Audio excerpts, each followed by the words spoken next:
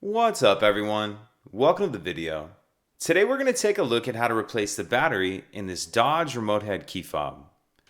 This key fob is going to be for the Dodge vehicles that do not have a push button start ignition, and it's going to use replacement battery CR2032. I'll put a link in the description box of this video to where you can purchase these batteries if you're in need. The other thing I'm going to be using to do this is a flathead screwdriver. So if we grab our key and we hold it with the buttons facing down, and then we take a look on the one side down by the key blade, we see there's this little notch right here.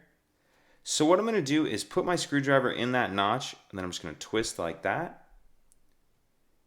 So put my screwdriver in that notch and then twist. And as I do that, you can see it pops the back of the shell up just a little bit. Then go ahead and pull that back off. And we can see our battery right here in this back piece. And then I'm just going to use my screwdriver. There's a little bit of a cutout right here in the holder that you can get under the edge of the battery and get it out of there. Now I'm going to grab my new battery, and I want to make sure that I'm installing that with the plus side down in that holder like that. Plus side down. And then once we have our new battery in that holder, we'll just snap the two halves back together.